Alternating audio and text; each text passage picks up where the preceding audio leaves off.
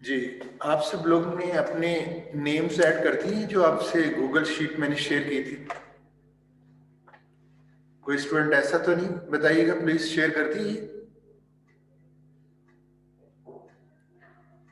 Yes sir. कुछ students ने अभी तक अपने नेम्स, अपना वो ग्रुप नहीं मेंशन किया। मतलब 3 नेम्स आपने देने थे हर ग्रुप के अगेंस्ट। तो कम से कम आपको सिर्फ यही करना था कि एक ग्रुप के अंदर सिर्फ अपने फेलोज के नेम्स जिनके साथ आप प्रेजेंटेशन देना चाह रहे हैं उनके नेम्स ही लिखने थे। कुछ लोगों ने नहीं किया, तो इट मीन्स वो आज रात तक आप अगर नेम्स दे देंगे ठीक है, अदरवाइज मैं खुद से ग्रुप बना लूंगा। ठीक है, तो फिर किसी का एक्सक्यूज नहीं होगा कि मैंने इस ग्रुप में जाना है, मेरे साथ इस स्टूडेंट को होना चाहिए। तो आपके पास आज मिडनाइट तक ऑप्शन है। अगर आप उसको शीट में अपने नेम्स प्लेस कर देंगे तो वेल एंड गुड, अदरवाइज वो डिसेबल हो जाएगी शीट, फिर आप चेंज नहीं कर सकेंगे। तो आपको ऑप्शन दी है कि अपने मेंबर्स खुद से सिलेक्ट कर ले, ग्रुप मेंबर्स। अगर आप ये अवेल नहीं करते तो फिर मैं अपने तौर पे वो ग्रुप मेंबर्स और उनके टॉपिक आपको अनाउंस कर दूंगा। तो कल इसी वीक के अंदर आपको टॉपिक असाइन हो जाएंगे और आपको टाइम भी दे दिया जाएगा कि इस टाइम पे आपकी प्रेजेंटेशन होगी। तो होपफुली सबको ये मैसेज चला गया होगा। अभी मेंबर्स हैं इंक्लूडिंग माई सेल्फ 12। तो स्टार्ट करते हैं।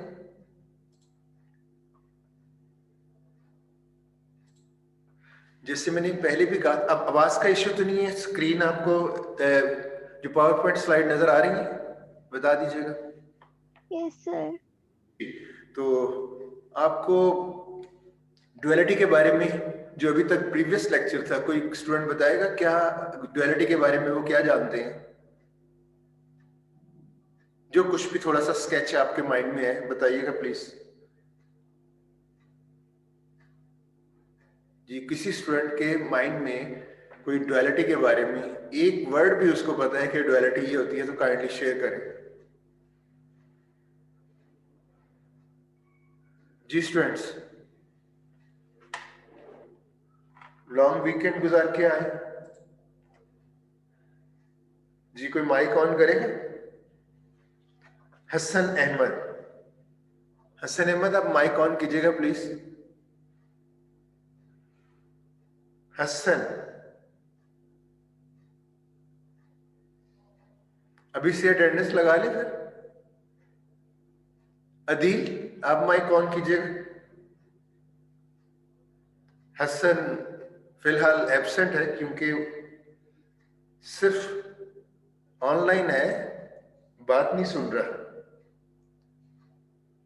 अदील, आप माइक ऑन करेंगे? सर एक चीज की सर, जी जी बताइए। सर डुअल का मतलब सर दो मीनिंग हो सकती है सर। एक जैसे गुड है तो उसका सर बैड हो सकता है, वो उसका डुअल नेचर हो जाएगा।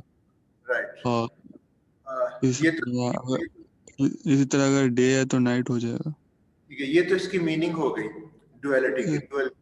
और अब आप मैथमेटिकल पॉइंट ऑफ व्यू से लीनियर प्रोग्रामिंग में डुअल की कोई रिफ्लेक्शन आपके माइंड में है? कि अगर आपके पास एक एलपी मॉडल है तो जो आपका ओरिजिनल एलपी मॉडल होता है उसको क्या कहते हैं? सर कहते हैं primal. Primary right. Sir. Yes. तो आप मेरे साथ डिस्कस कर रहे हैं तो हम सब रिफ्रेश हो रहे हैं।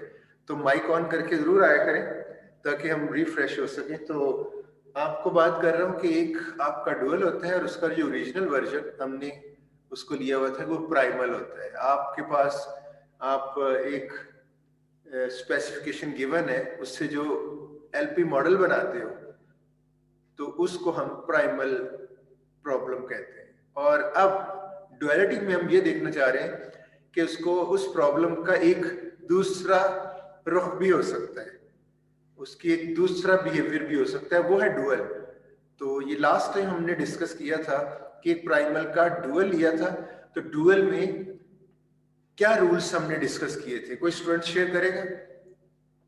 प्राइमल से डुअल बनाने में हमने क्या रूल्स लिए थे? कोई एक चीज बता दे। अगर मैक्स प्रॉब्लम है तो डुअल में क्या होगा? Sir minimum. होगा। तो यही कुछ आपसे पूछना है और रिफ्रेश करना है ताकि सब लोग पार्टिसिपेट करें। अगर आपका मैक्स है तो डुअल में मिन होगा। तो मैक्स की डिजायरेबल कंडीशंस क्या थी? कंस्ट्रेंट टाइप्स की बात कर रहा हूं। कंस्ट्रेंट टाइप मैक्सिमम के केस में क्या होगी? 3 टाइप्स हैं आपकी। एक है आपकी टाइप होती है लेस देन इक्वल टू, और दूसरी ग्रेटर देन इक्वल टू, और एक थर्ड टाइप होती है जिसको हम इक्वल टाइप कहते हैं। तो मैक्सिमम अगर प्रॉब्लम है प्राइमल, तो डिजायरेबल कंस्ट्रेंट्स कौन सी होती है मैक्स के पॉइंट ऑफ व्यू से? जी जी, और कोई स्टूडेंट है? जी जी बताएं, कोई माइक ऑन करके बताएं। Shahzeb. Sir less than equals to. Less than equal to. तो मैक्स की डिजायरेबल कंडीशन होती है लेस देन इक्वल टू। ये माइंड में आपको होना चाहिए। तो आपका प्रॉब्लम मैक्स से डुअल में मिन हो जाता है, और ये जो आपकी less than equal to constraints हैं ये डुअल में ग्रेटर देन इक्वल टू आपको मिलेंगे। और दूसरा लास्ट पॉइंट था जो आपके वेरिएबल्स हैं। तो वेरिएबल्स की टाइप्स होती हैं ग्रेटर देन इक्वल टू, दूसरी type less than equal to, और थर्ड टाइप है एक अनरिस्ट्रिक्टेड वेरिएबल्स। ये दोनों रेस्ट्रिक्टेड वेरिएबल्स मैंने कहा था। अगर आपका वेरिएबल पॉजिटिव है या नेगेटिव हो सकता है, या उसके एक ही एप्लीकेशन के अंदर दोनों बिहेवियर हो सकते हैं, वो लेस देन भी हो सकता है और ग्रेटर देन भी हो सकता है। तो आपकी डिजायरेबल कंडीशन क्या होगी वेरिएबल्स के केस में? मैक्स का प्रॉब्लम, वेरिएबल्स की टाइप क्या होनी चाहिए? Variables greater than equal to 0 होने चाहिए, या लेस देन इक्वल टू, या अनरिस्ट्रिक्टेड? जी कोई गाइड करेगा? ये वेरिएबल तो आपको लीनियर प्रोग्रामिंग के फर्स्ट लेक्चर में ही बता दिया गया कि वेरिएबल्स की टाइप यही होनी चाहिए। जी बताइए, कोई ऐड करेगा? Sir greater than equals to. Greater than equal to. तो वेरिएबल्स आपके ग्रेटर देन इक्वल टू होती हैं मैक्स के केस में। और अगर प्रॉब्लम मिन है, फिर वेरिएबल की डिजायरेबल कंडीशन क्या है?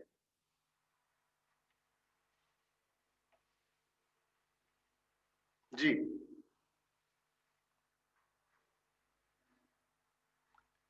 ये जो क्लास पार्टिसिपेशन में रोल प्ले कर रहे हैं और मुझे आंसर कर रहे हैं, तो एक एच इनको जाएगा क्लास पार्टिसिपेशन का कि ये माइक ऑन करके मुझे आंसर भी कर रहे हैं, राइट?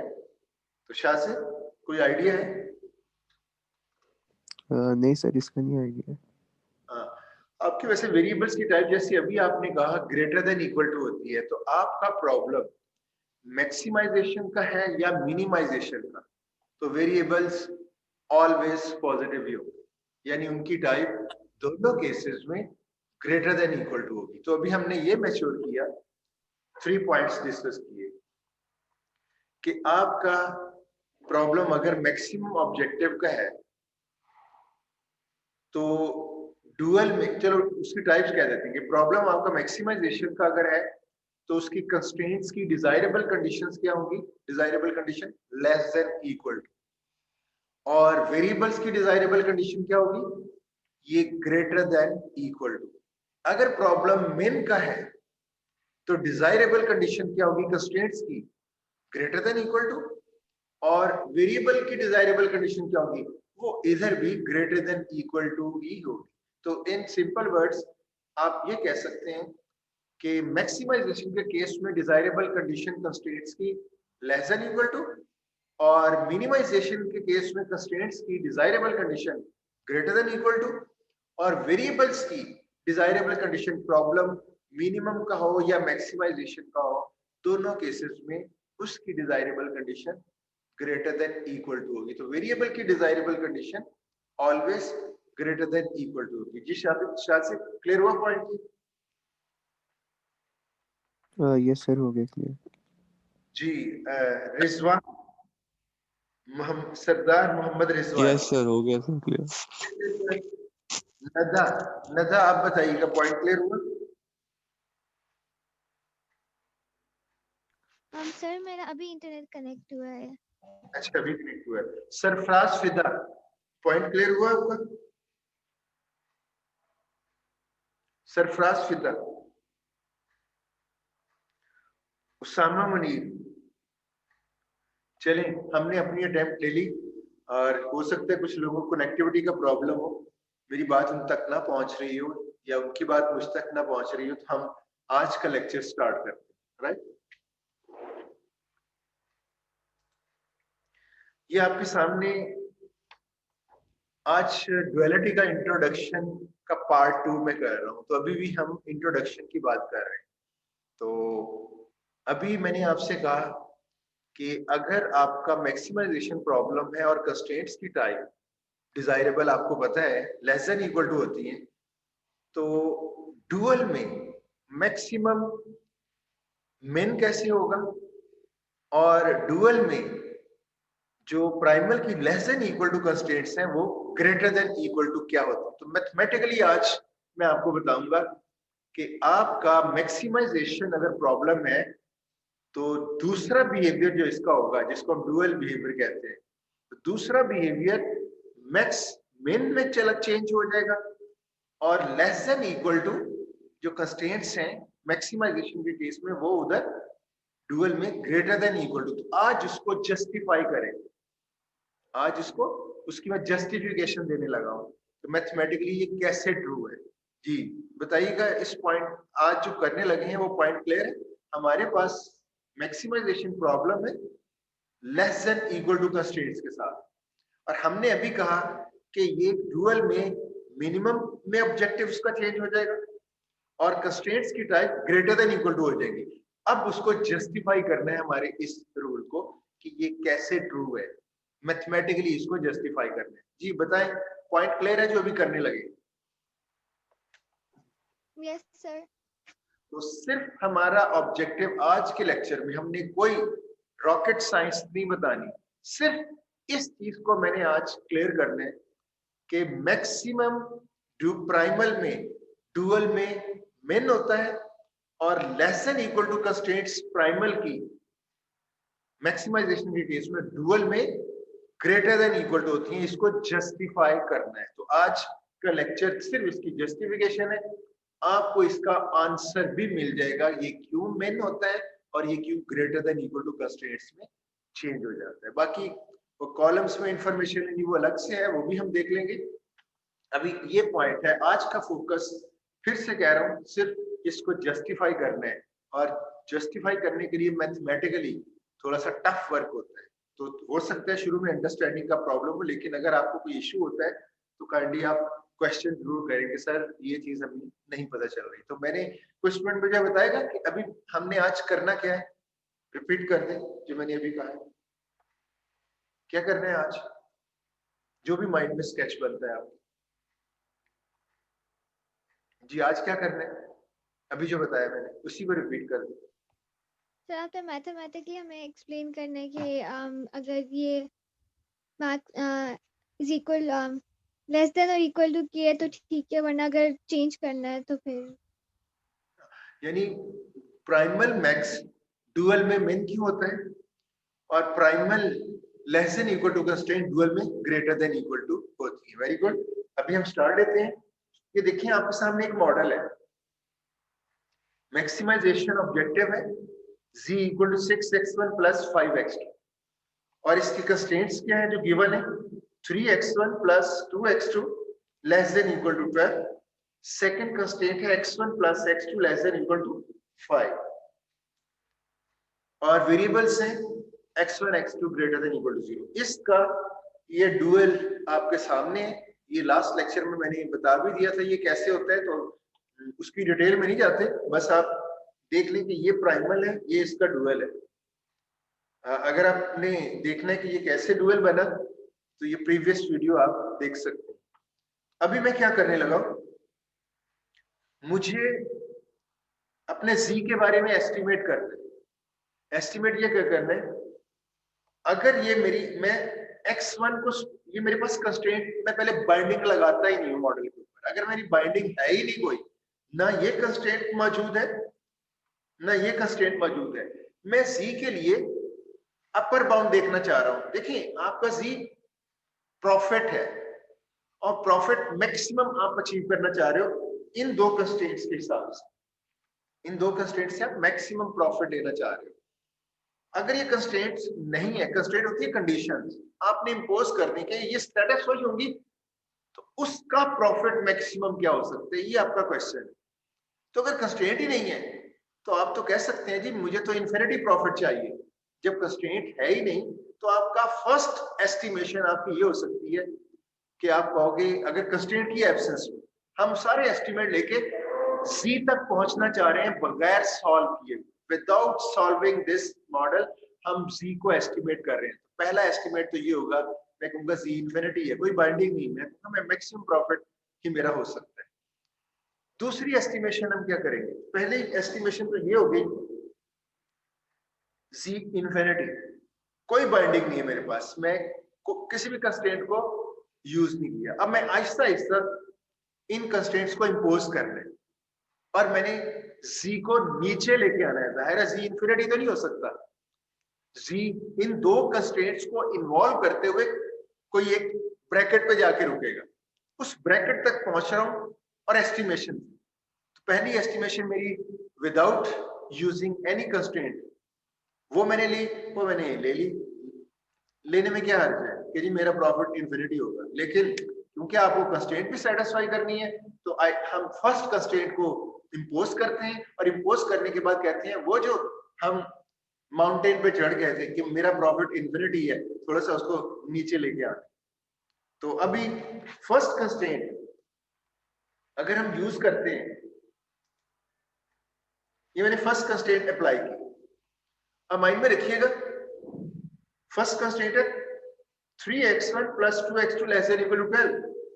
अगर ये मैं कंस्ट्रेंट लेता हूं, मुझे जी गेस करना है, ये जो लेफ्ट हैंड साइड है, इस लेफ्ट हैंड साइड को मैंने इससे ग्रेटर करना है, उससे मुझे जी की अपर बाउंड मिल जाएगी कि जी ये हो सकता है, इससे ऊपर नहीं जा सकता, इससे नीचे ही रहेगा। अपर बाउंड का मतलब पता क्या है, फर्ज करें इस पूरे प्रॉब्लम का जो आपके पास मैक्सिमम है, अगर आप सिंपलेक्स मेथड से सॉल्व करोगे, सपोज कर ले तो मैंने सॉल्व करके आपको बता रहा हूं, वो जी आपका 27, इस केस में से 27 है। आप जब इसको सॉल्व करोगे सिंपलेक्स मेथड से तो जी, मैं आपको पहले से ही आंसर बता रहा हूं 27, लेकिन अभी आपको आंसर नहीं पता, आप एस्टिमेशन से उस आंसर तक पहुंचने की कोशिश कर रहे हो।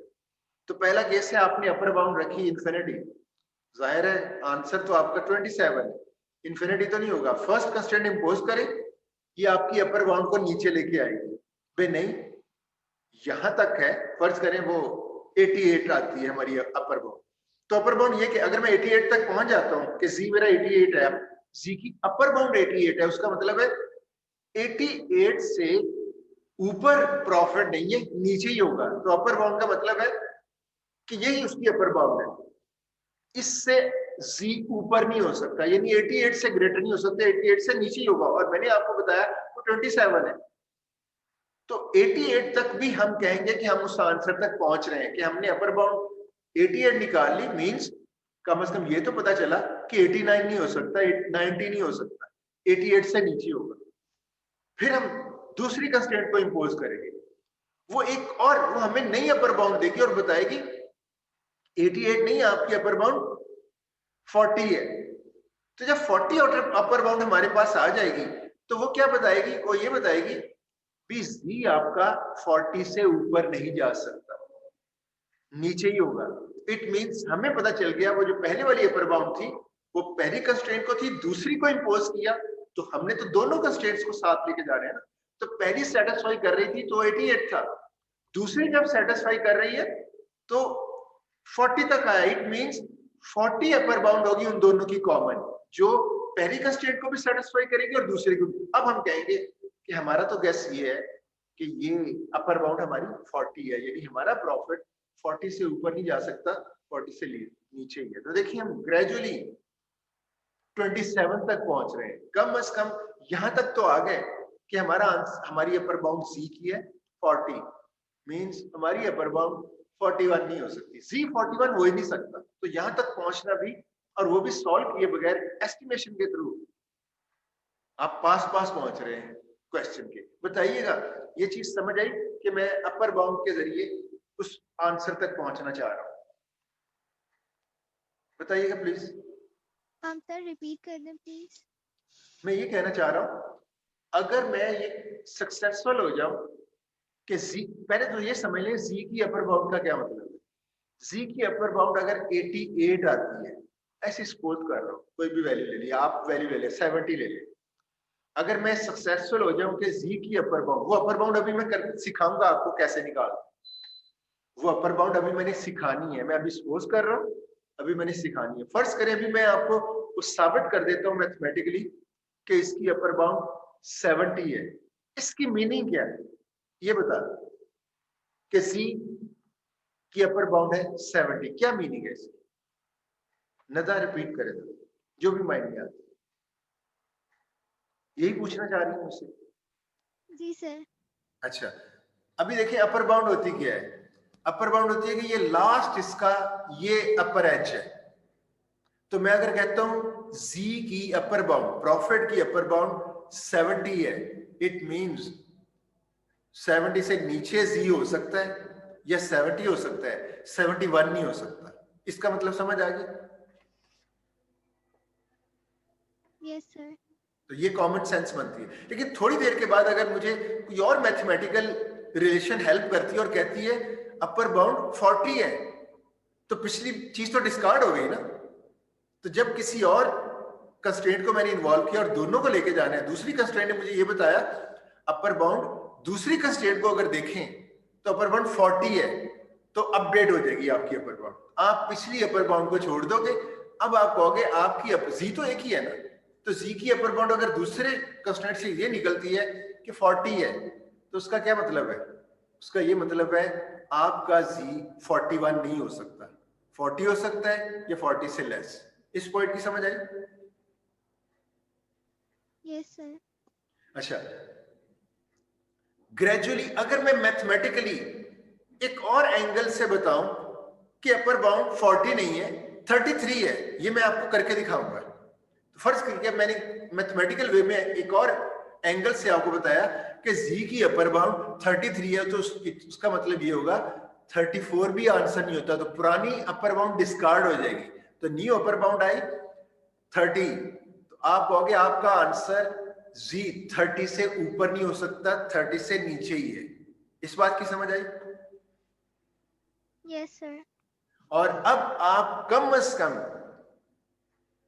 कम सॉल्व किए बगैर मैथमेटिकल वे से ये बताने में सक्सेसफुल हो रहे हैं कि भाई आपका आंसर, आप गैस ही कर रहे हैं ना कि आपकी अपर बाउंड आ गई 30, फाइनल जो अपर बाउंड आई है, आपको ये पता चल गया कि आपका आंसर 31, 32, 33, 34 एंड सो ऑन। ये नहीं हो सकता 30 या 30 के नीचे, तो आपको रेंज का पता चल रहा है। जाहिर एग्जैक्ट तो नहीं आपको पता चल सकेगा, क्योंकि एग्जैक्ट एस्टिमेशन से कभी एग्जैक्ट आंसर, लेकिन एस्टिमेशन से आप आंसर ऐसी ब्रैकेट तक पहुंच गए हैं कि ये पता चल गया कि एक एंड जो अपर है कि उससे ऊपर, वो आपको पता चल गया उससे ऊपर आंसर नहीं हो सकता, उससे नीचे नीचे ही आंसर है। तो ये भी तो एक सक्सेस स्टोरी है ना, बताइएगा। Yes sir. अब मैं इसी जो 2-3 पॉइंट्स बताए हैं मैथमेटिकली, अब वो पहली कंस्ट्रेंट को इन्वॉल्व करके मैथमेटिकली बताऊंगा तो एक अपर बाउंड आएगी, हमें पता चल जाएगा हमारा Z इससे ऊपर नहीं हो सकता।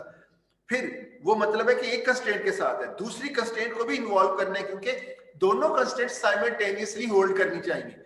जब दूसरी कंस्ट्रेंट हम इंपोज करूंगा तो हमारे पास एक नई अपर बाउंड आ जाएगी। वो नई अपर बाउंड ये कहेगी कि आपकी पहले वाली अपर बाउंड नहीं है, ये आपकी फाइनल अपर बाउंड है। तो जरा देखिएगा इसको कैसे मैथमेटिकली कैसे एक ट्रिक यूज करते हुए मैं इसको सॉल्व करने लगा, सॉल्विंग एस्टिमेट करने लगा। ये देखिएगा, ये कंस्ट्रेंट इधर लिख ली, कोई इश्यू तो नहीं है, पहली कंस्ट्रेंट को मैंने पिक किया।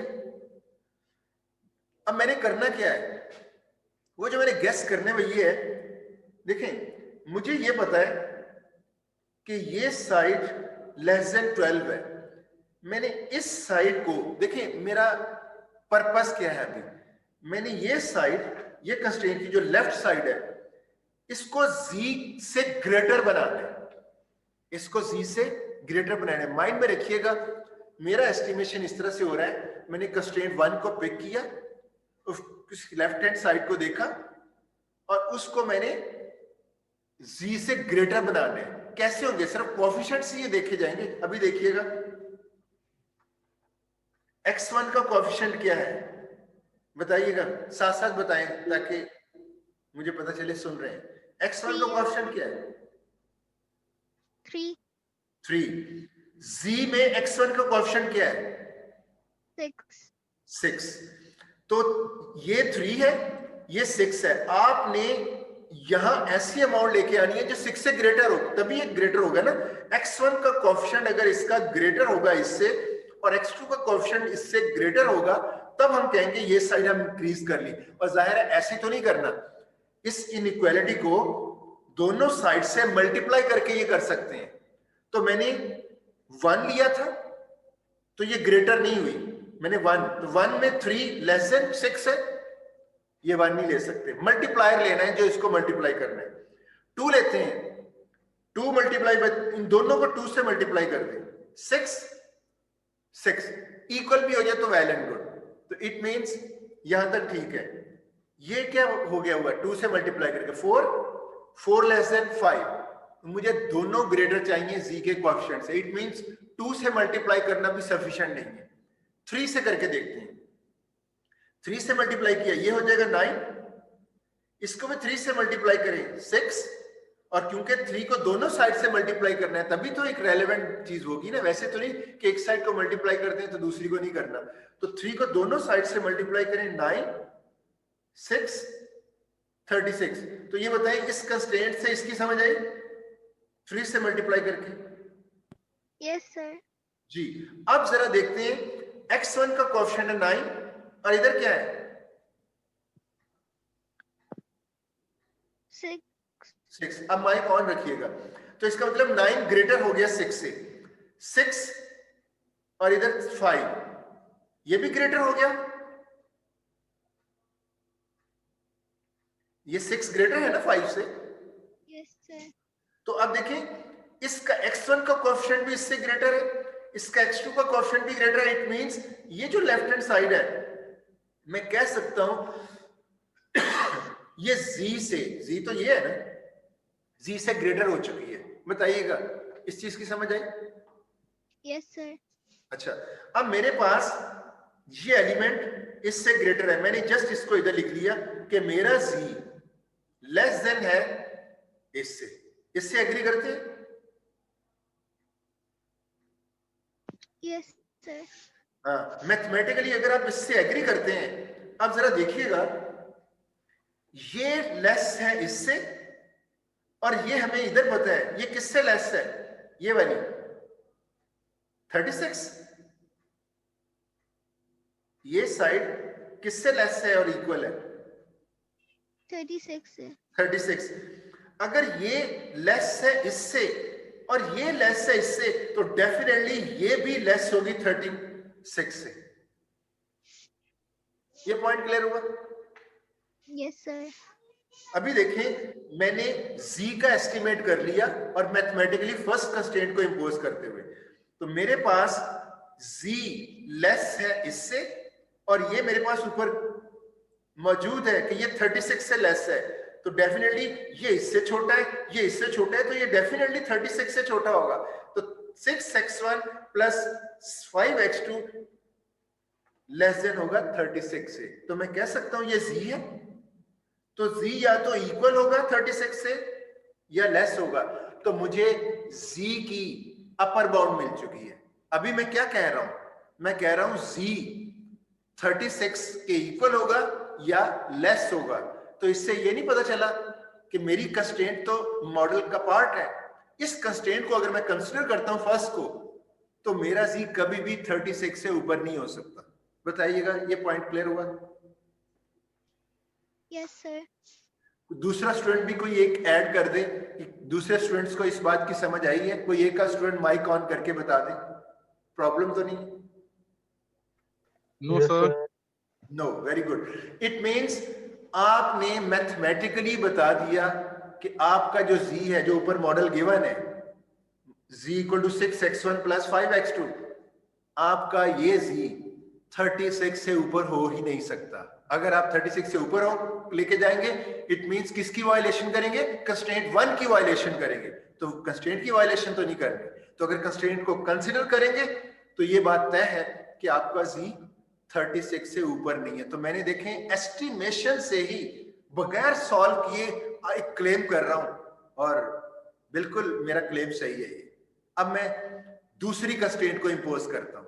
क्यों? मुझे उससे भी पूछना है कि उसकी वायलेशन तो नहीं हो रही, उससे भी यही मेथड अडॉप्ट करना है। जी, सेकंड कंस्ट्रेंट को मैंने ले लिया, x1 plus x2 less than equal to 5। Same इधर यही मेथड अडॉप्ट करना है। इस कंस्ट्रेंट की लेफ्ट साइड को किससे ग्रेटर करना है? z से। बताइएगा, सेम वही मेथड फॉलो कर रहे हैं? पॉइंट बताइएगा नदा। Yes sir. तो आपने इसको इससे ग्रेटर करना है, तो जाहिर है दोनों साइड्स पे किससे मल्टीप्लाई करें कि ये उससे ग्रेटर हो जाए। आप वो मल्टीप्लायर 1 बाई 1 ले सकते हैं, 1 मल्टीप्लायर लें, वो यही कंस्ट्रेंट बनेगी। चेक करें इसकी लेफ्ट हैंड साइड उससे ग्रेटर है या नहीं। दोनों x1 और x2 के कोएफिशिएंट्स ग्रेटर होने चाहिए। अगर नहीं है तो 2 मल्टीप्लायर ले लें। अगर फिर भी नहीं है तो 3 से दोनों साइड्स को मल्टीप्लाई करके चेक करें। तो 1 बाई 1 आप एक ऐसे मल्टीप्लायर तक पहुंच जाएंगी जहां से पता चलेगा कि ये लेफ्ट हैंड साइड उससे ग्रेटर हो गई है। तो जैसे मुझे पता है ये 6 और 5 है, तो 2 से मल्टीप्लाई करें, नो, 3 नो, 4 5 6 ही एक ऐसा होगा जिसमें ये इक्वल हो जाएंगे। तो जब 6 से मल्टीप्लाई करेंगे ये बन जाएगा 6x1 6x2 और ये 5 क्या हो जाएगा? 30। तो हमें एक मल्टीप्लायर मिल गया इस कंस्ट्रेंट में 6। पहले प्रीवियस केस में 3 मल्टीप्लायर था, इस केस में आया 6। अब 6 से आप देख सकते हैं ये जो 6 है इस 6 के इक्वल है और ये 6 इस 5 से ग्रेटर है। तो दोनों कंस्ट्रेंट या इक्वल हो या ग्रेटर देन हो, हम कह सकते हैं कि ये वाली साइड जो है, ये वाली 6x1 प्लस 6x2, ये ग्रेटर है 6x1 प्लस 5x2। जी बताइएगा, is it true? Yes sir. अब सेम मेथोडोलॉजी वही कि ये आपका z जो है ये ग्रेटर है अगर इससे, तो z लेस है इससे। एक ही बात है, ये अगर ग्रेटर है z से तो मीन z लेस है इससे। ये चीज मैंने इधर लिखी है कि ये z लेस है इससे। और हमें ऑलरेडी पता है कि आपका ये वाला भी अभी हम देख चुके हैं ये किससे लेस है? 30 से। तो अगर z आपका इससे लेस है और ये 30 से लेस है तो डेफिनेटली z आपका 30 से लेस होगा। ये बताइएगा, पॉइंट पे किया, सेम वही मेथोडोलॉजी। Yes sir. अब देखें ये कौन सी कंस्ट्रेंट कह रही है?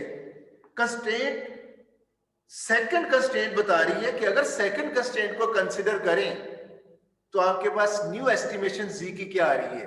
अपर बाउंड की, कि z की अपर बाउंड z कह रहे हैं 30 से लेस है। मींस अगर आप 31 लेते हो तो किस कंस्ट्रेंट की वायलेशन करते हो? z को अगर 31 समझ लो तो किस कंस्ट्रेंट की? किसकी? सेकंड कंस्ट्रेंट की वायलेशन कर रहे हो। तो सेकंड कंस्ट्रेंट की अगर वायलेशन होल्ड करना है तो आपको ये मानना पड़ेगा कि आपकी z की अपर बाउंड है 30 या 30 से लेस। अब आप ये बताएं, फर्स्ट कंस्ट्रेंट अभी भी होल्ड कर रही है। फर्स्ट कंस्ट्रेंट क्या कह रही थी? आपकी अपर बाउंड 36 निकली थी पिछली स्लाइड में, ये देखें 36 अपर बाउंड ये कह रही है कि अगर आप कंस्ट्रेंट 1 को सेटिस्फाई करना है तो आपकी अपर बाउंड होगी 36 और सेकंड कंस्ट्रेंट कह रही है आपकी अपर बाउंड है 30। तो मुझे ये बताएं कि 30 अगर अपर बाउंड है तो कंस्ट्रेंट 1 भी होल्ड करिए, क्योंकि कंस्ट्रेंट 1 कह रही है 36 या 30 से लेस और 30 अपर बाउंड क्या कह रही है? 30 या 30 से लेस। तो 30 अपर बाउंड मींस पहली कंस्ट्रेंट की भी वायलेशन नहीं हो रही, पहली कंस्ट्रेंट तो खुद कह रही है कि आपका आंसर 36 से लेस होगा, तो 30 भी उससे लेस है। तो 30 जो अपर बाउंड है ये ऐसी अपर बाउंड है जो दोनों कंस्ट्रेंट्स को होल्ड कर रही है। ये पॉइंट क्लियर हुआ? बताइए। Yes sir.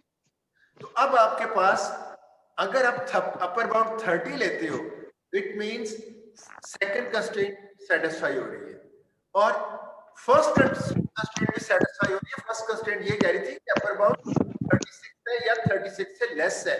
अब आप कह सकते हो दोनों कंस्ट्रेंट्स को अगर सेटिस्फाई करना है तो आपका आंसर 30 से ऊपर नहीं हो सकता। अगर आप 31 करोगे तो फर्स्ट कंस्ट्रेंट सेकंड कंस्ट्रेंट की वायलेशन हो जाएगी, और 31 अगर 30 और 30 से लेस करोगे तो सेकंड कंस्ट्रेंट भी ट्रू हो रही है, फर्स्ट कंस्ट्रेंट भी ट्रू हो रही है, क्योंकि फर्स्ट कंस्ट्रेंट कह रही थी आंसर 36 से लेस है और 30 और 30 से लेस ही है 36 से। तो इट मींस हम अपने जी को इंप्रूव करते करते कहां तक पहुंच गए? 30 पे। और अब मैं बगैर सॉल्व किए हुए ये क्लेम कर सकता हूं, मैथमेटिकली क्लेम कर रहा हूं कि मेरा आंसर इस मॉडल का, ये जो आपके सामने है, 30 से ऊपर आंसर नहीं हो सकता। आप कन्विंस्ड है इस स्टेटमेंट से? Yes sir. जी। अब नेक्स्ट चलते हैं। हमने एक और मेथड अडॉप्ट करना है एस्टिमेशन का। ये जो मैं अब पॉइंट रेस कर, जिस तरीके से मैं अब नई अपर बाउंड निकालूंगा जो इससे भी बेस्ट होगी, उसी मेथड को आगे लेके जाना है आपने, और वो डुअलिटी को टच करेगा। तो अभी देखें, ये जो दो थे, जस्ट मैंने आपको अपर बाउंड का एक गेस बताया, लेकिन अभी जो एक गेस निकालने लगा समझ लें यही वो गेस है जो डुअलिटी जहां से मैं एक्सट्रैक्ट करूंगा। तो अभी इन दो पॉइंट्स को बेशक इग्नोर कर दें। अब आप आए ये सेकंड पॉइंट की तरफ, ये फोर्थ एस्टिमेशन। पहली एस्टिमेशन थी जी इन्फिनिटी, दूसरी एस्टिमेशन हमारी निकल अपर बाउंड की आई Z36, और थर्ड एस्टिमेशन हमारी आई Z30, और फोर्थ एस्टिमेशन करने लगे हैं। ये एस्टिमेशन ही आपने अंडरस्टैंड करनी है और यही डुअलिटी को टच करेगी। तो देखिएगा मैं मैथमेटिकली नई एस्टिमेशन Z की कैसे लेके आता हूं, माइंड में रखिएगा। दोनों कंस्ट्रेंट आपने ले ली, ये फर्स्ट कंस्ट्रेंट, सॉरी ये क्या चीज है, हाँ ये आपने ये क्या है 6x1 प्लस 4x2, ये कहां से आ गई? ये गलती से आई थिंक लिखी गई है, 2 से ये 2 से मल्टीप्लाई करके लिखा हुआ है। चले मैं अभी बताता हूं मैंने अगली एस्टिमेशन कैसे लेनी है। मैंने इन कॉलम से लेनी है। फर्ज करें इसी को इधर ही आ जाते हैं, ये आपकी फर्स्ट कंस्ट्रेंट है, ये आपकी सेकंड कंस्ट्रेंट है। आपने x1 कॉलम को ले, x1 कॉलम को के कोएफिशिएंट को ऐड करना है 3, इसका कोएफिशिएंट क्या है 1, तो 3 + 1 क्या होगा 4।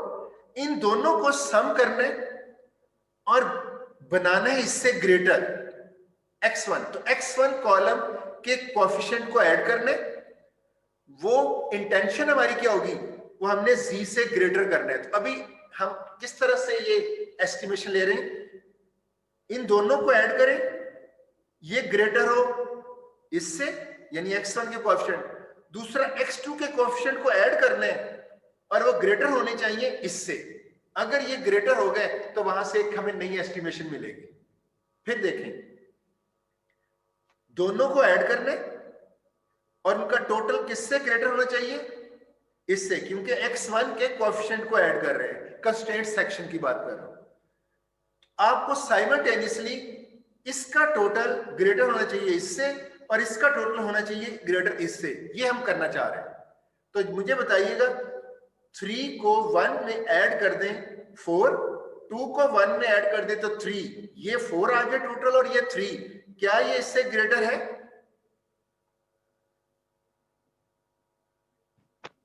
नहीं।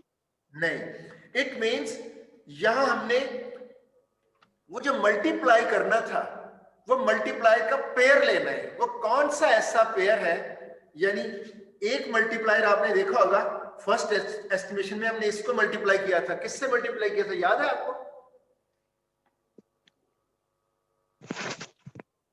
3 से। आपने देखा होगा जब मैंने फर्स्ट एस्टिमेट लिया, मैं दिखा सकता हूं, ये देखें, ये पहली कंस्ट्रेंट थी, 3 से मल्टीप्लाई किया था आपने, अब यहां से एस्टिमेट निकाला था। पॉइंट क्लियर हुआ? यस से सर। मल्टीप्लाई चाहिए था इसका, बताइएगा प्लीज, कोई और स्टूडेंट ऐड कर दे अगर किसी और को पता चल गया। मैंने अभी जो फर्स्ट एस्टिमेट लिया था, जरा माइंड में रखें, फर्स्ट कंस्ट्रेंट ली थी, क्या किया था? 3 से नहीं मल्टीप्लाई किया था दोनों साइड्स को, तब ये ग्रेटर हुई थी। Yes sir. तो अब मैंने इस केस में मल्टीप्लायर लिया था 3, और इस केस में क्या मल्टीप्लायर लिया था? 6। सेकंड के केस में 6। ये मल्टीप्लायर तो इंडिविजुअल थे, इसके लिए मैंने 3 लिया था और इसके लिए 6, और इनको इंडिविजुअली z का एस्टिमेट दिया था। लेकिन अब हमें इन दोनों को इकट्ठे लेके चलना है। जब इकट्ठे लेके चलना है तो देखना है कि इनका वो पेयर कौन सा होगा मल्टीप्लायर का। जब इंडिविजुअल लिया था तो इसका मल्टीप्लायर था 3, इसको अलग से लिया था तो उसका मल्टीप्लायर था 6। लेकिन अब हमने क्या करना है, एक ऐसा साइमल्टेनियसली पेयर लेना है कि इसका मल्टीप्लायर कौन सा और इसका कौन सा मल्टीप्लायर हो, वो पेयर लेंगे मल्टीप्लायर का, जिससे इस कॉलम को ऐड करेंगे तो ये इससे कोएफिशिएंट इंक्रीज कर जाए, इसको ऐड करेंगे तो इससे इंक्रीज हो जाए। और वो पेयर पता क्या है, अभी दिखाता हूं। अब इसको 2 से मल्टीप्लाई कर दें, इसके लिए मल्टीप्लाई लें 2 और इसको 1 नहीं रहने दें, मल्टीप्लाई 1। तो कौन सा पेयर हुआ? इसके लिए 2 और इसके लिए 1। अब इंडिविजुअली ले रहा हूं, दोनों को साइमल्टेनियसली ले रहा हूं कि इसके लिए कौन सा मल्टीप्लायर है। इसके मैंने एक पेयर ले लिया, इसके लिए 2 लिया और इसके लिए 1 लिया। ट्राई करते हैं क्या होता है। जब इसको 2 से मल्टीप्लाई करें तो ये हो जाएगा 6x1, ये 6 हो जाएगा, ये हो जाएगा 4x2, और ये 2 से मल्टीप्लाई करें क्या हो जाएगा 24, और इसको 1 से मल्टीप्लाई करें सेम वही। तो मैंने क्या किया, मैंने एक मल्टीप्लायर फर्स्ट कंस्ट्रेंट का लिया 2, अभी मैं आपको 2 और 1 लेके दिखा रहा हूं, बाद में आपको पता चल जाएगा ये मल्टीप्लायर कैसे लेने हैं। अभी फिलहाल आप ये ले लें, एक के लिए मैंने 2 सजेस्ट किया, दूसरे के लिए 1, और दोनों को एट ए टाइम लेके जाना है। पहले मैंने एक कंस्ट्रेंट को अलग किया था, दूसरी कंस्ट्रेंट को अलग से एस्टिमेट, अब दोनों को शामिल करके करना है काम। तो पहली का मल्टीप्लाई अगर 2 लें तो मेरे पास आ गया ये आंसर, दूसरी के साथ मल्टीप्लाई में 1 नहीं ले रहा हूं तो सेम वही कंस्ट्रेंट आ जाएगा। इन दोनों को ऐड करता हूं, मतलब ऐड करने का मतलब इनके कोएफिशिएंट्स ऐड होकर क्या हो जाएगा 7, इसका कोएफिशिएंट ऐड करेंगे क्या हो जाएगा 5, और ये राइट हैंड साइड क्या हो जाएगी 29। तो आपको पता है अगर आप किसी कंस्ट्रेंट को किसी से मल्टीप्लाई करें बोथ साइड्स तो सिस्टम पे कोई फर्क नहीं पड़ता, और अगर आप दो इनइक्वालिटीज या कंस्ट्रेंट्स को ऐड कर दें तो वो भी सिस्टम से ही निकल रही है, तो सिस्टम की वायलेशन नहीं हो रही।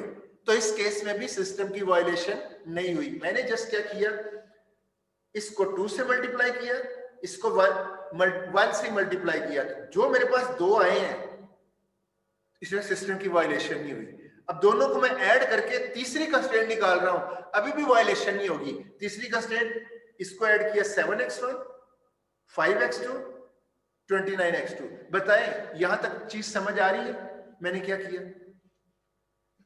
Yes sir. तो मैंने फर्स्ट कंस्ट्रेंट को 2 से मल्टीप्लाई किया दोनों साइड्स पे, सिस्टम की कोई वायलेशन नहीं। सेकंड कंस्ट्रेंट से मैंने 1 से मल्टीप्लाई किया, वो वही रही, कोई वायलेशन नहीं। उन दोनों को ऐड करके थर्ड कंस्ट्रेंट जनरेट की, ये भी सिस्टम को होल्ड ही करेगी, और ये आई है ये। तो मैंने ऐसा क्यों किया, रीजन बताएं क्यों ऐड कर रहा हूं मल्टीप्लिकेशन के बाद।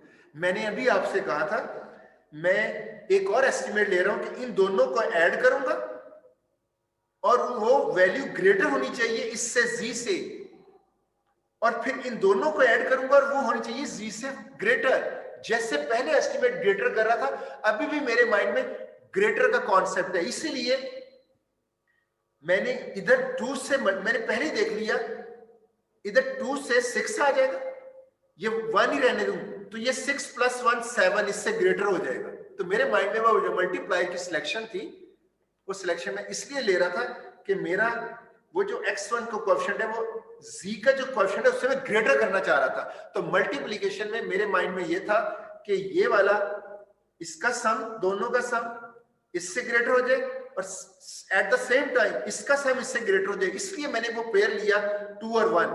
तो आप कोई और भी पेयर ले सकते हो जिससे आपको ये आइडिया हो जाए। आपने पेयर्स, पॉसिबल पेयर्स क्या होंगे, 1 1, पहले को 1 से मल्टीप्लाई करें, दूसरे को 1 से।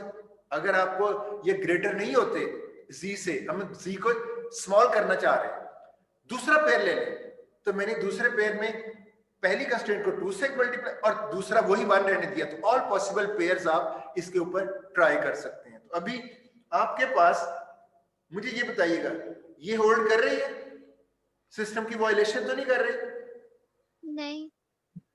यहां देखिएगा, ये जो लेफ्ट हैंड साइड है ये z से ग्रेटर है या लेस है? ये साइड ग्रेटर है। ग्रेटर है, क्योंकि हमने तो बनाया ही इसको ग्रेटर है। तो मैं कह सकता हूं ये z, जो z की 6x1 + 5x2, ये लेस है इससे, कह सकता हूं ना? Yes sir. तो अब देखिए ये z है, ये लेस, अभी बताया कि ये इससे लेस है, और ये तो इधर साफ नजर आ रहा है 29 से लेस है।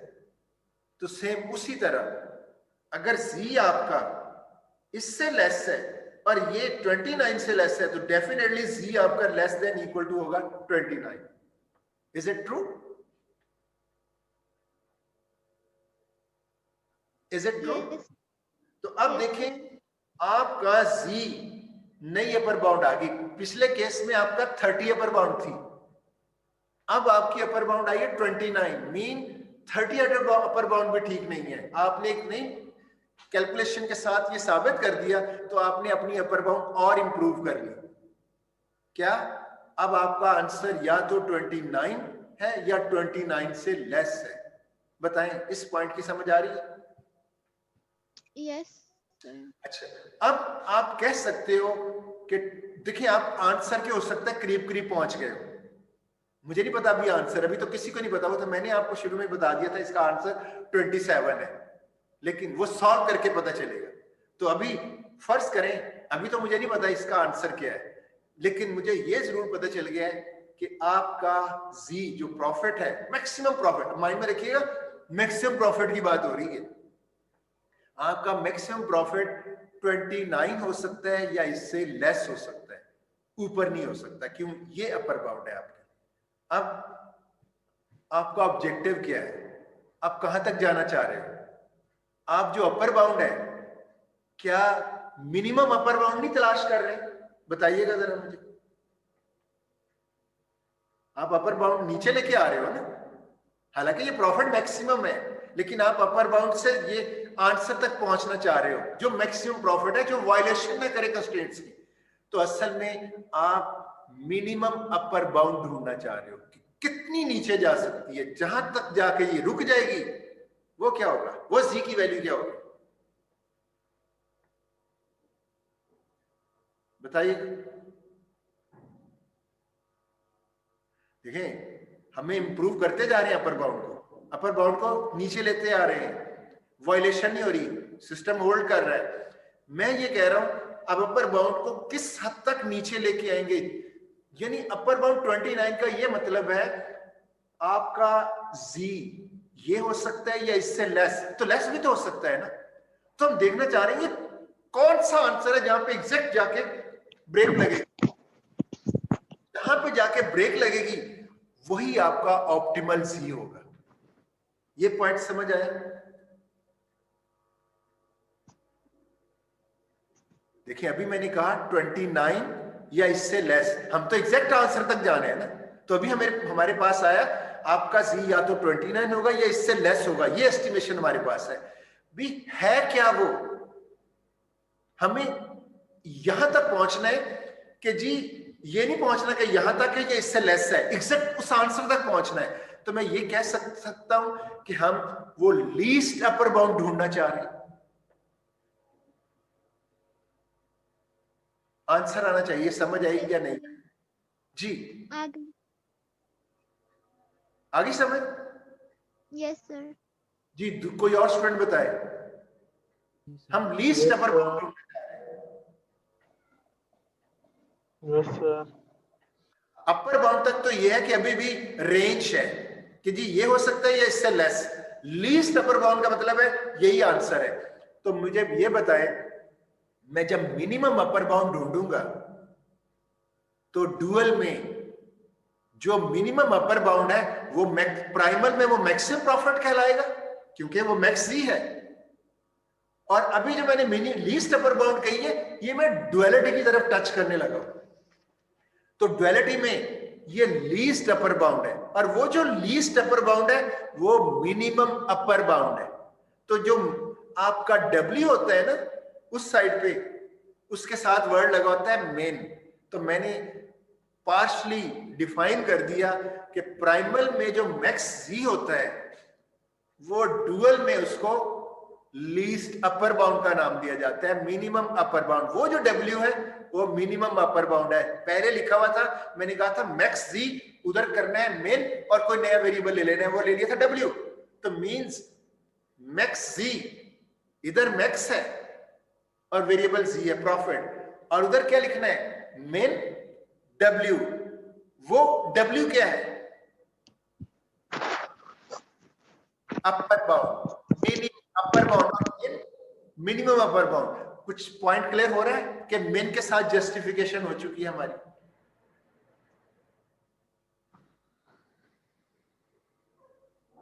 जी स्टूडेंट जी, थोड़ा सा ऐड कर दें, जल्दी करें। नहीं समझ आई? आ गई सर।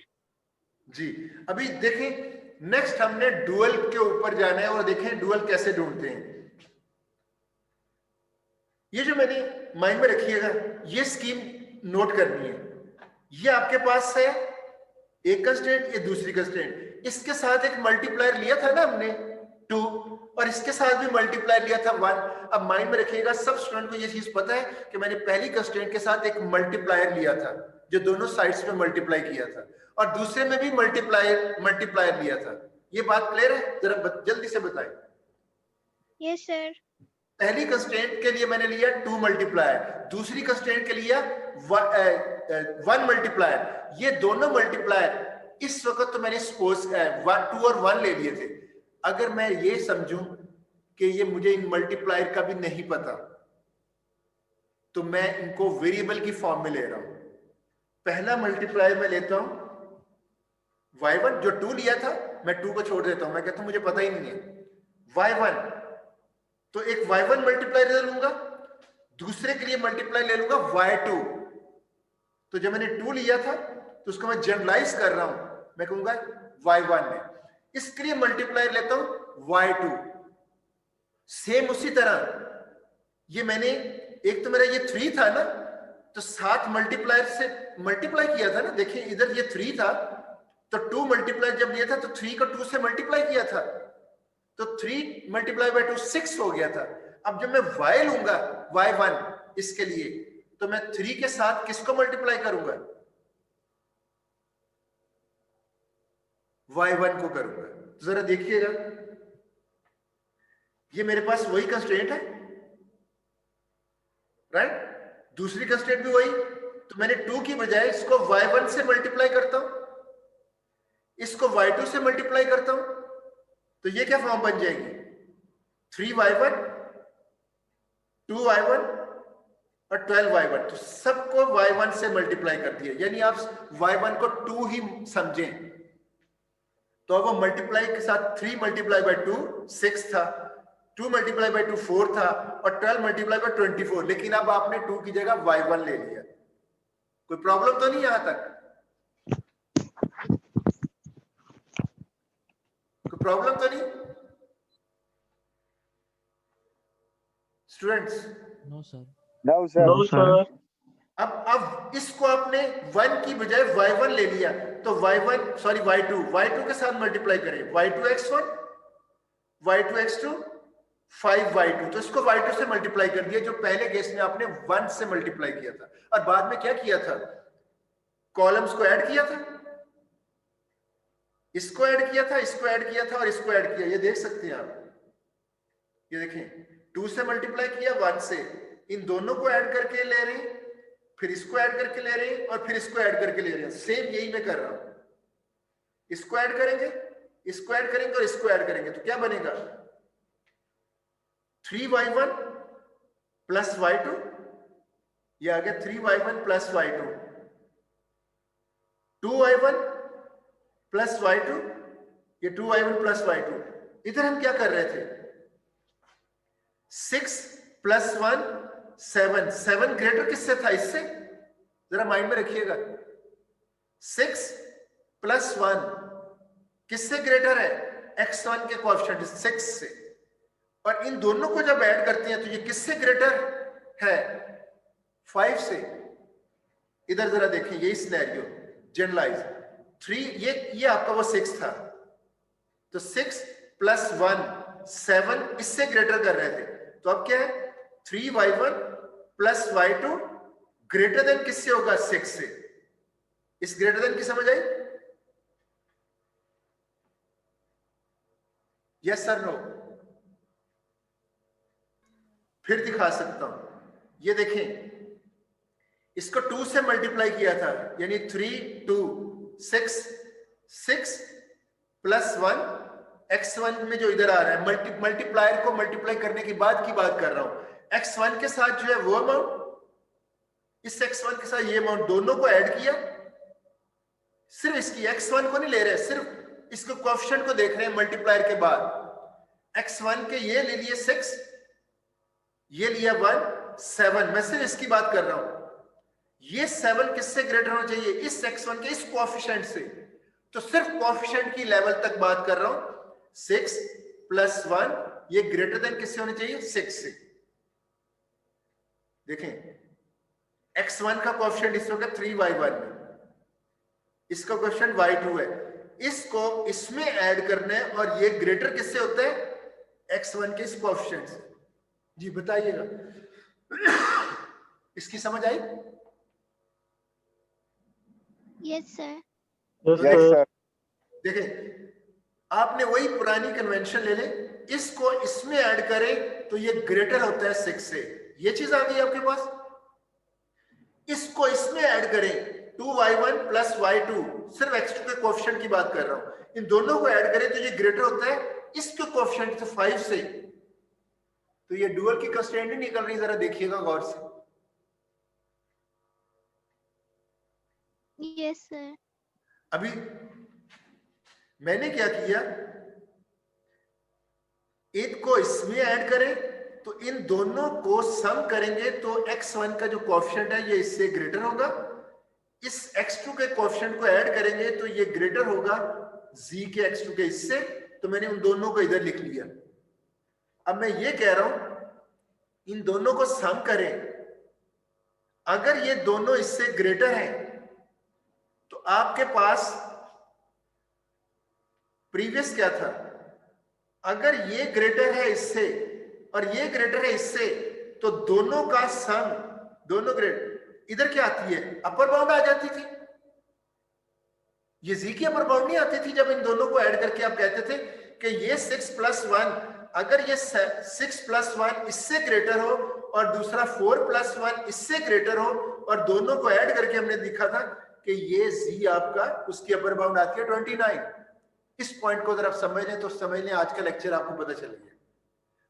तो मैं कह रहा हूं इफ 6 प्लस 1 अगर ये ग्रेटर हो इससे, जाहिर है ये ग्रेटर है, तो हम इफ इसलिए लगा रहे हैं, उधर वेरिएबल्स हैं, तो इधर तो हमें नजर आ रहा है कि ये ग्रेटर इससे है, ये ग्रेटर इससे है, देन इन दोनों का जो सम था, इसका सम और इसका सम, यहां से निकला कि ये दोनों का सम था, ये दोनों का जो सम है यहां से अपर बाउंड मिल रही है आपको।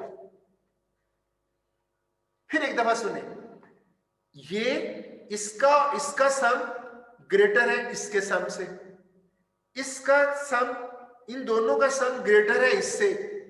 अगर ये सम इससे ग्रेटर है और ये सम इससे ग्रेटर है तो आपकी अपर बाउंड, इन दोनों का सम जो है ये आपकी अपर बाउंड आएगी जी के लिए। तो जरा देखिएगा, इन दोनों का सम इससे ग्रेटर है, दोनों का सम 6 से ग्रेटर। इसका सम 2y1 प्लस y2 किससे ग्रेटर है? इससे।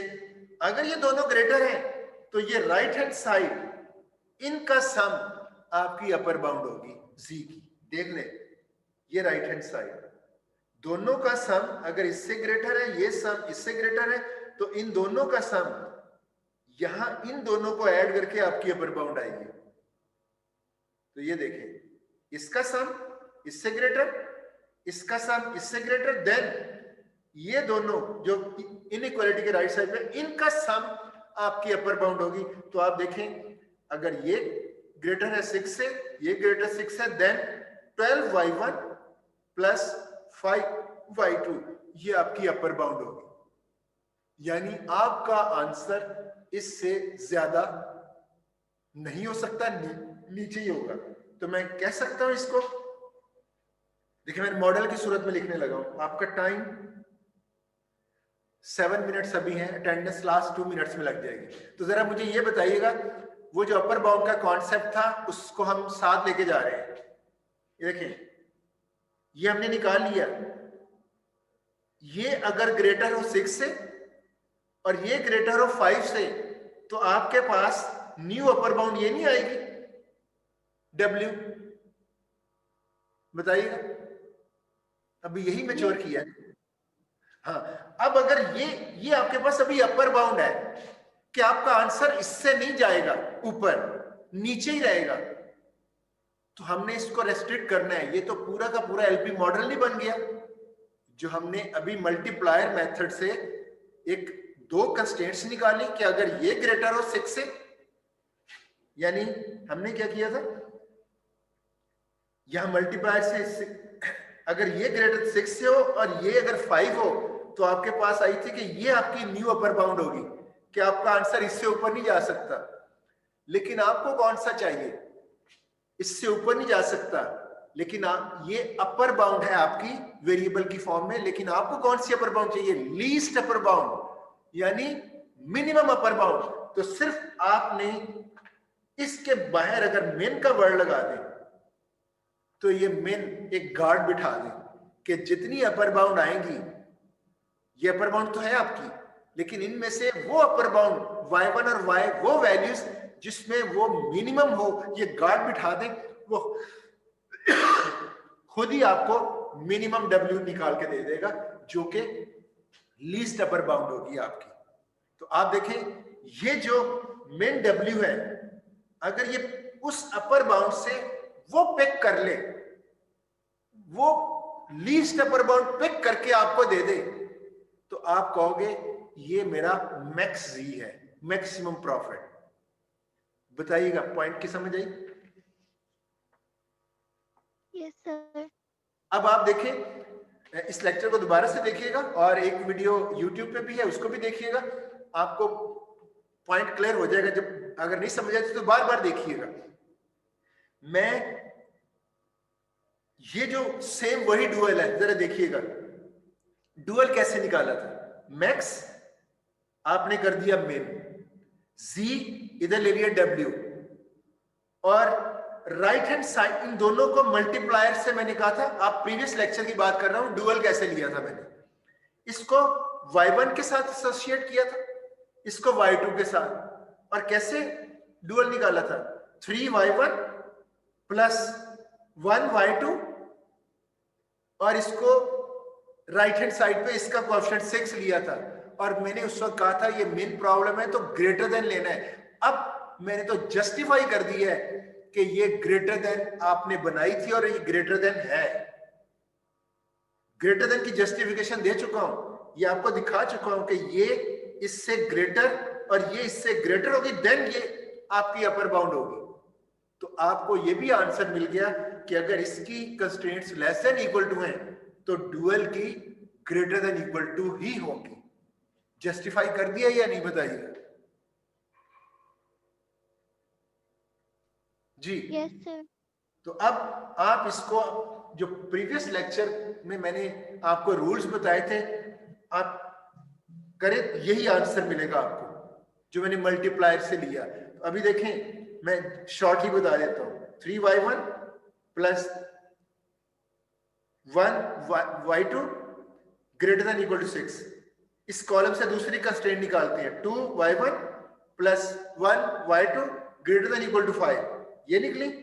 और आपका ऑब्जेक्टिव कहां से निकलता था? इसके साथ 12y1 प्लस 5y2, और आप साथ मेन लगाते थे। उस वक्त मैंने आपको कहा था उधर मैक्स है तो इधर मेन है, और उधर less than equal to constraint है तो उधर ग्रेटर देन इक्वल टू। आज मैंने उसको उसी मॉडल के अंदर से एक्सट्रैक्ट करके उसका सेकंड बिहेवियर, जिसको आज स्टार्ट में मैंने कहा था डुअल बिहेवियर, उसी का ही एक दूसरा रुख होता है, उसी के अंदर एक और इंफॉर्मेशन है जिसको एक्सट्रैक्ट किया।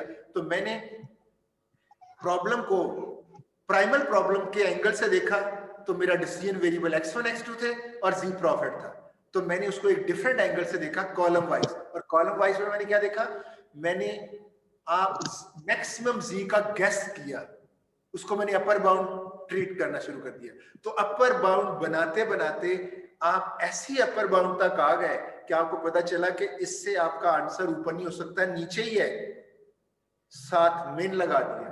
मेन इस चीज की गारंटी देगा कि वो उसमें से वो जो मेन है, जो लीस्ट अपर बाउंड है, वो आपको खुद ही कैलकुलेट करके दे देगा। किससे कैलकुलेट करके दे देगा? सिंपलेक्स मेथड है ना, सिंपलेक्स मेथड इस चीज को इंश्योर करके देगा। तो अभी आप जरा देखिएगा, मैं आपसे ये पूछता हूं, ये जो डुअल प्रॉब्लम है, ये y1 और y2 क्या है? अब आप बता सकते हो। पहले तो मैं y1 और y2 की बात कर दी हुई थी, अब आप y1 y2 के बारे में भी कर सकते हैं। ये y1 y2 क्या चीजें हैं? बस ये लास्ट पॉइंट, फिर हम वाइंड अप अटेंडेंस की तरफ चलते हैं। ये y1 और y2 क्या है? आपको पता है ये मल्टीप्लायर से, फॉलो किया पॉइंट को? ये मल्टीप्लायर्स है।